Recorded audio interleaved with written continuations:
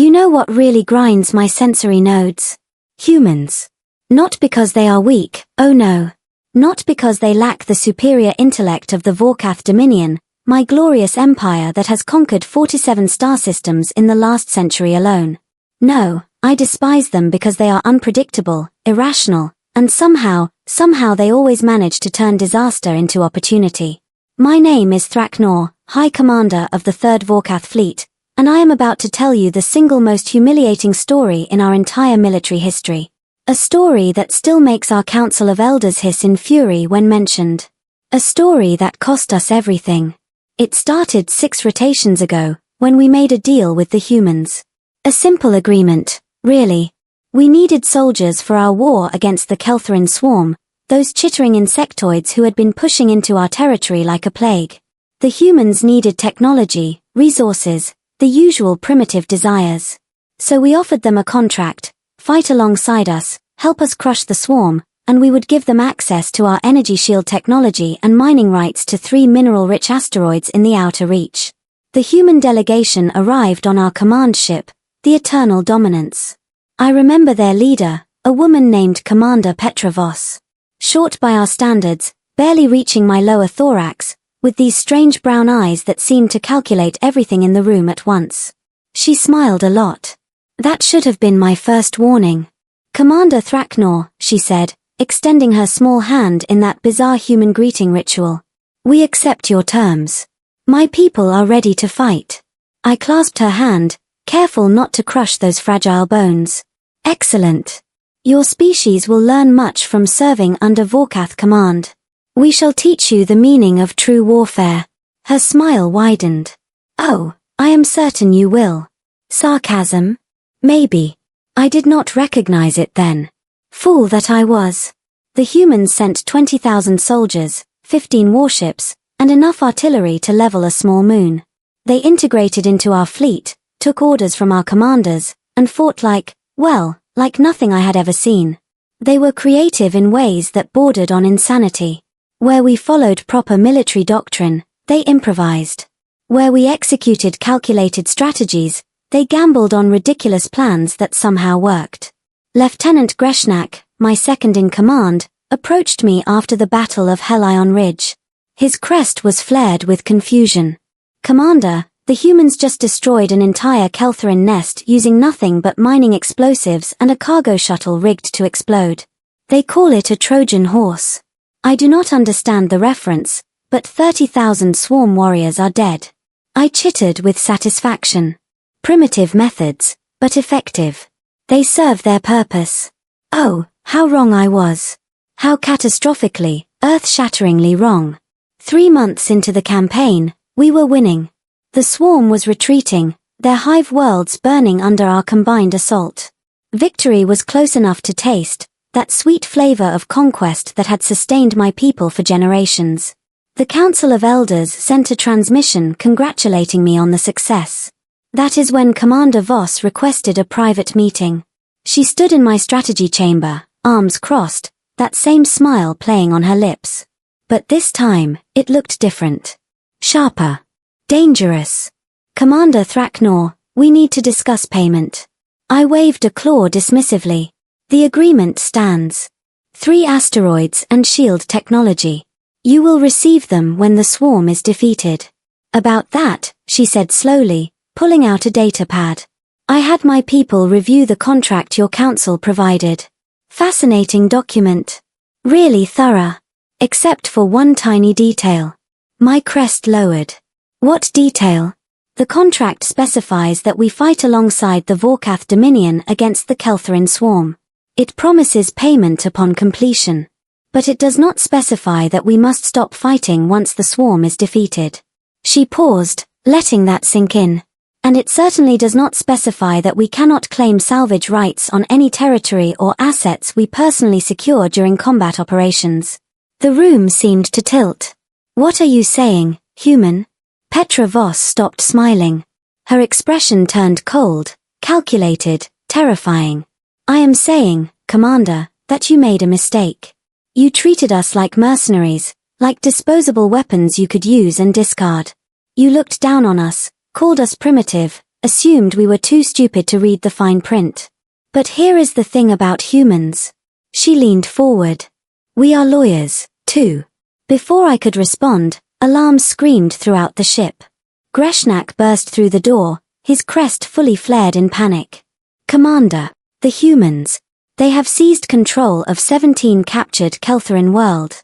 Their forces are occupying every strategic position we liberated. They are claiming them as spoils of war. Voss tilted her head. Not just the worlds, Lieutenant. Check your inventory. My blood turned to ice as the reports flooded in. Weapons caches. Supply depots. Every single resource stockpile we had established in former swarm territory. The humans had taken them all. I could barely form words. You planned this from the beginning. We planned for possibilities, Voss corrected. You gave us the opportunity when you wrote a sloppy contract and treated us like idiots. By the way, those 15 warships we brought. They just signaled another 100 vessels waiting in hyperspace. They will be here in 3 hours. This is an act of war. She laughed. Actually laughed. No, Commander. This is an act of contract fulfillment. We fought your war. We won. Now we are collecting what we are legally entitled to, plus legitimate salvage. If you want to dispute this, I suggest you contact your lawyers.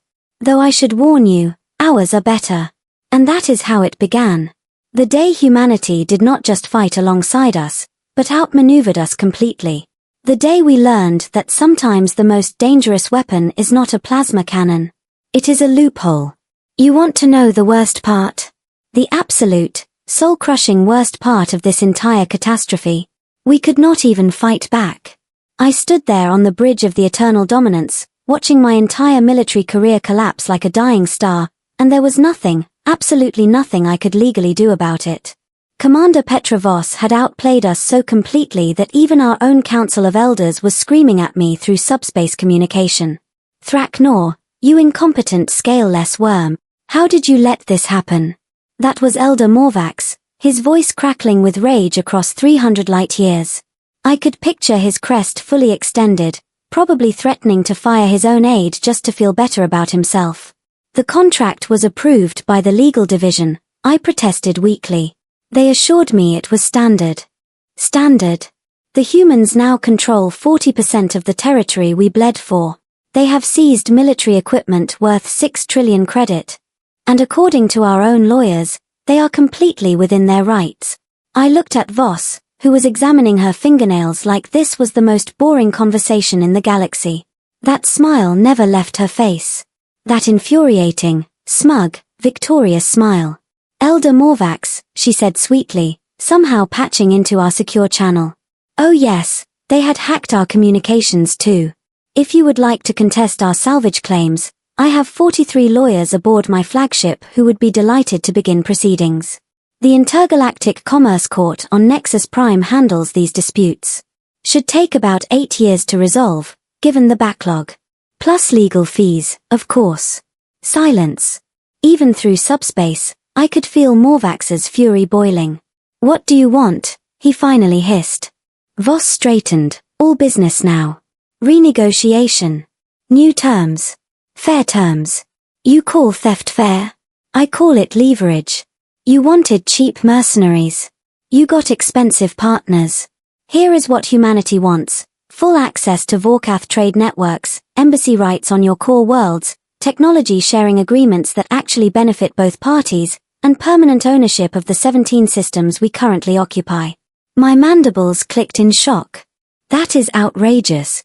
Those demands would make you equals in the Dominion structure. No, Commander. Her eyes locked onto mine. Those demands make us equals in reality. Your Dominion structure can catch up later. Greshnak whispered beside me, his voice trembling. Commander, our fleet outnumbers there's 5 to 1. We could simply destroy them and retake what is ours. Voss heard him. Of course she heard him. Lieutenant, you are welcome to try. But before you do, let me tell you what happens next. First, those 100 ships I mentioned. They are just the vanguard. Earth has 600 warships in total, all equipped with weapons systems we reverse-engineered from the Kelthrin technology you so graciously let us study during the campaign. Second, those 17 systems. We have already established defensive positions that would cost you 50,000 soldiers to crack each. Third, and this is my personal favorite.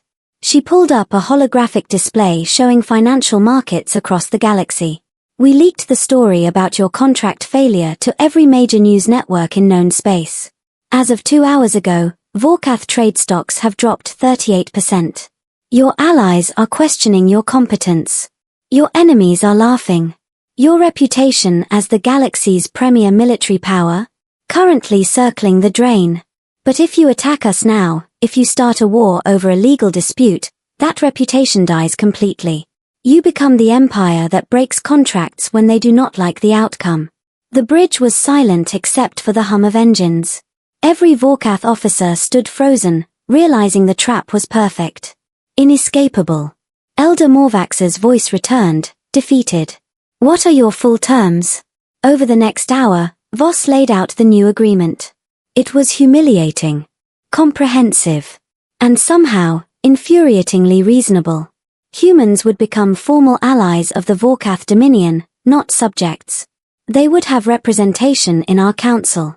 They would share the profits from the former swarm territories, not just receive scraps.